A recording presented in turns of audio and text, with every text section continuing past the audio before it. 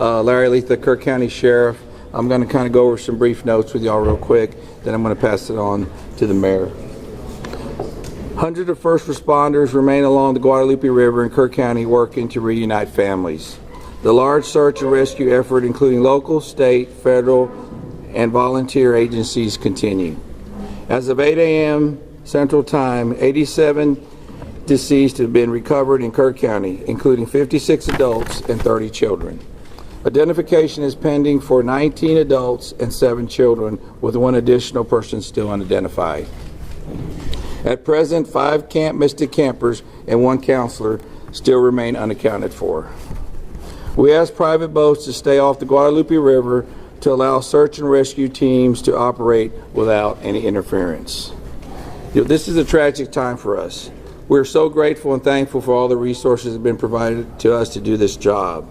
And I can assure you we will not stop until this mission is complete. At this time, I'm going to turn it over to City Mayor.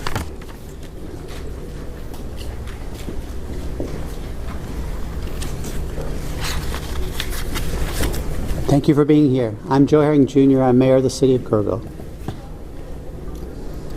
I want to reassure our community and those families that the city, the county, the state, and the federal experts are working together, not separately, but as one team. If you go inside the Emergency Operations Center, you don't see silos. You see one team. I want to talk briefly about in-kind donations. The outpouring of generosity has been tremendous, and we are grateful. We are working on a new system to accept donations. And when those plans are complete, we will post them online on the city's Facebook page. We are grateful. We need a new system to handle the generosity of the world. Financial donations can still go to communityfoundation.net. That's the community foundation of the Texas Hill Country. Again, we are grateful for the generosity of the world. Over and over, I've asked you to pray. It occurred to me that I haven't asked you for what to pray specifically. Please pray for those who mourn, for those who wait, and for those who help. Now I'd like to call on Lieutenant Colonel Ben Baker.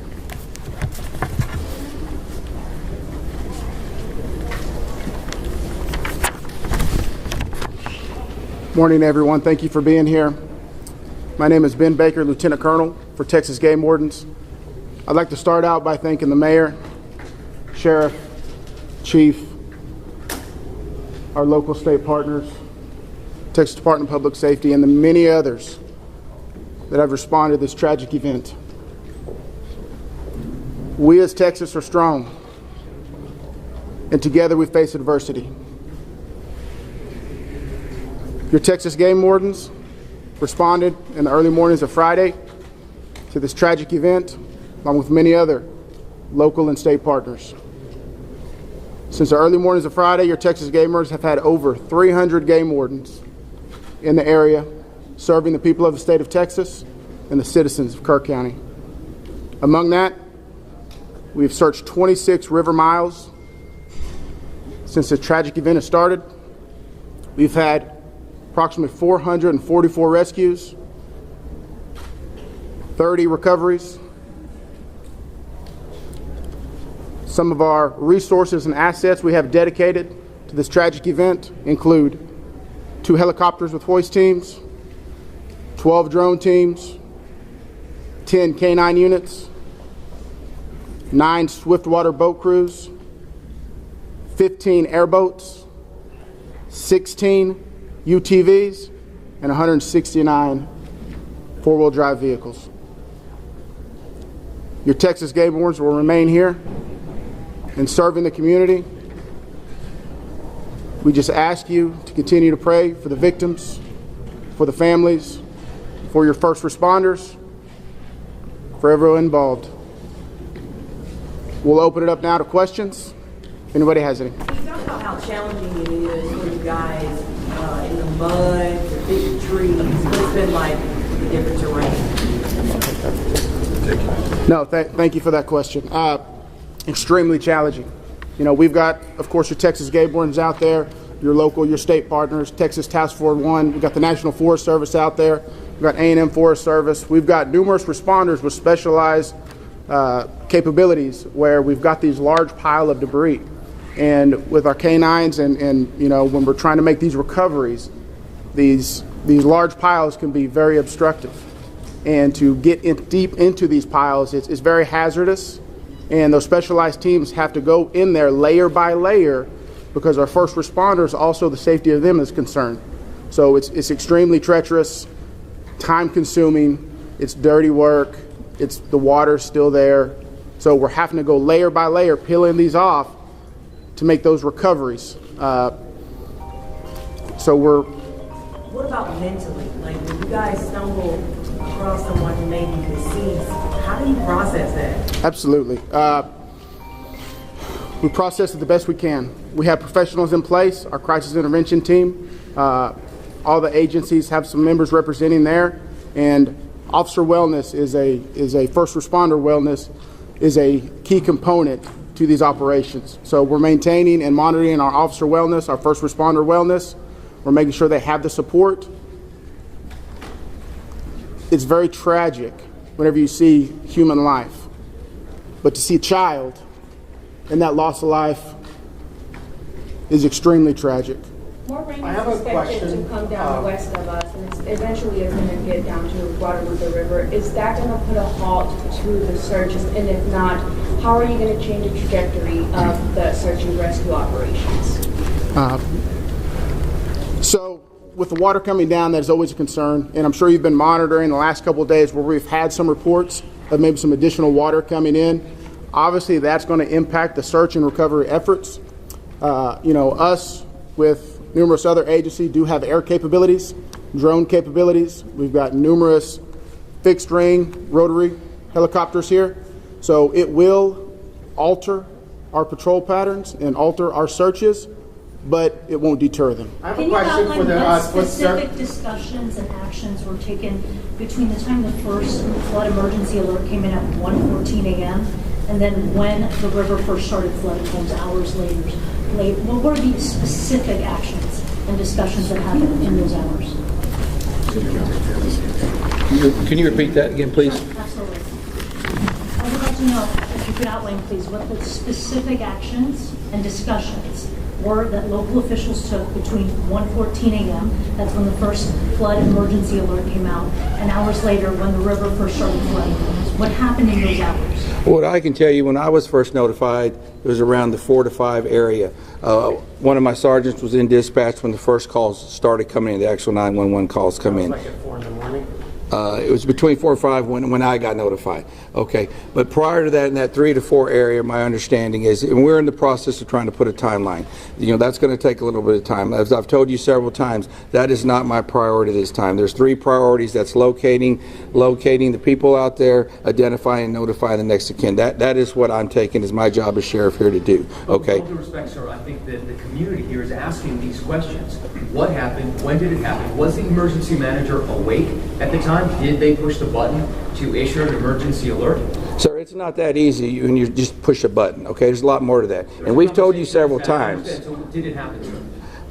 I can't tell you at this time, You okay? can't tell me if the emergency manager of the county actually issued an emergency alert. Okay, Sheriff, who Shimon, is just give me a second. Emergency Answer the question. Operations Center? Who Let him runs answer the question. the Emergency Operations I'll come back to you. I'm going nowhere. Appreciate it. Who runs the Emergency Operations Center?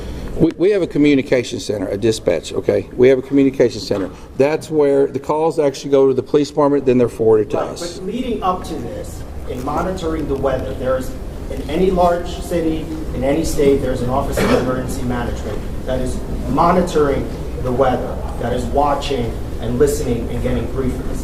Who was getting those briefings in this city, in this county?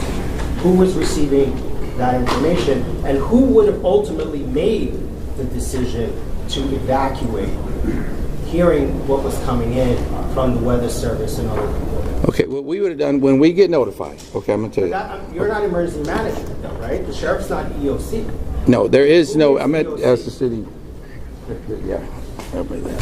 So we understand you have many questions. Hang on. No, I understand, but you're not gonna answer the question because that's up to the city manager and the mayor to answer those Correct. It's the county emergency. We understand you That's have the many judge. Where is questions. the judge? The judge is not here. We understand that, but right now, this team up here is focused on bringing people understand that too, home. but there are a number That's of our focus. questions that are All those leading up to questions this. will be answered, but the priority right now It seems like you're is ducking bringing the- people home. We totally understand that, and we value the incredible work that is being done by those first responders. We're seeing them out there muddy and sweaty and grinding it out day after day. But your community is asking these questions. And we will get answers. Right now, all of our resources are focused You should be able to to answer recovery. Who was in charge of the emergency operations center at the time that was getting any briefings? Do we have another question? if any I briefings? do. I think I'd like to focus on what local people can be looking for. We're looking at some erosion in roads and safety and them traveling. What can we tell people who live here right now and what they can do in their daily life? Should they worry about traveling on roads? Do we know anything about that infrastructure? Sure, absolutely. Jonathan Lamb, Kerrville Police Department. So we know that there's substantial road damage.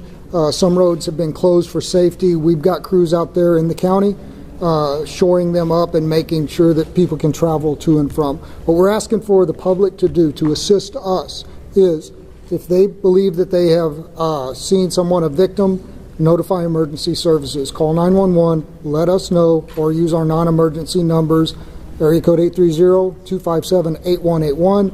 Contact our dispatch team and we will send officers out there. We also ask folks to limit their travel. Our first responders have had a very difficult time getting to where they need to go because of the amount of people who are flooding our roadways. We understand there's natural curiosity. People want to come here and see the flood damage. Now is not the time for sightseeing. This operation is ongoing and continuous, and it will continue. I've got time for one more question. Can you tell us when your last live rescue of the people who are Last question. As far as I know, the last live rescue, unless there's new information, and I don't believe there is, was made on Friday. All right, I'm afraid that's going to have to do it for this morning. Can someone answer if the bodies have been released to the families, Sheriff? Excuse me. Have the bodies been released to the families? Some. I mean, they're at autopsy. I mean, How many are still missing? Do we have an estimate among the general population, not just the girls from Mystic, even just credible reports? Is it hundreds still? Is there any estimate among the general population of how many people are no. missing? I've told y'all several times, it's hard to know that number. No, we don't. I know the numbers that we have found, and that's all I know. You still don't want to tell us who is All right, so we're going to continue our operations. The next time that we're going to be in front of y'all will be at 5 p.m. right back here. If there is a critical update, again, we'll provide that information to you through the contact list that you have provided to us. Thank y'all. We appreciate it.